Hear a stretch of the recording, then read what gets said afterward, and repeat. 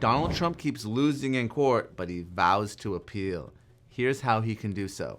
I'm Neama Rahmani, real lawyer and former federal prosecutor, and I'm going to talk a little bit about the substance, but the procedure of appealing in New York State Court. Of course, Trump has already been hit with several civil verdicts. None of these are criminal cases. We're just talking about money, but it's a lot of money, almost $500 million.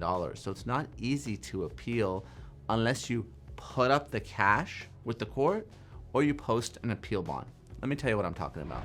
So Donald Trump has been hit with two separate defamation verdicts, both by the same plaintiff, Jean Carroll. The first was for $5 million. Now in that first case, what Trump did is he put a little more than $5 million deposited with the court so he can appeal that first case. But he has two subsequent cases which were for a lot more. He got hit with a more than $80 million judgment for defaming Jean Carroll again. And of course, he recently got hit with a $355 million fine by the New York Attorney General's office. Donald Trump is worth somewhere between $2 to $3 billion reportedly, and he says he has hundreds of millions of dollars in cash around, but I don't think he's going to be able to put all that cash up with the court. That's going to wipe out his liquid assets entirely. So he's going to have to purchase a bond, which is similar to someone who might bond out of jail. You will give a company a percentage of the amount. So let's say 5%, 10%.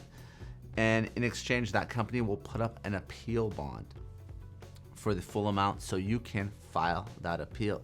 If you don't put the money or you don't get a bond, you can't appeal. And we know that Trump has some arguments on appeal, and he's talked about them on social media. He says that the judge in the New York case was biased against him. Of course, it may be his lawyer's fault for not demanding a jury trial. He also said that there were no victims in the case because the banks were made whole. There was no default and the loans were paid off.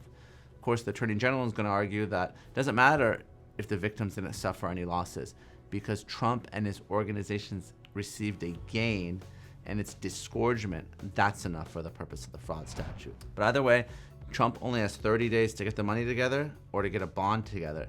And it may be hard to get that bond because there's a very real chance that Trump wins in November and he's president of the United States. So let's say he's president, but he loses his appeal. It may be hard for a bond company to sue a sitting president. This is something we're going to be tracking real closely because we know that Donald Trump never gives up, whether it's in the courtroom or on the campaign trail. So he's going to be litigating these civil cases while he's preparing for his criminal trials.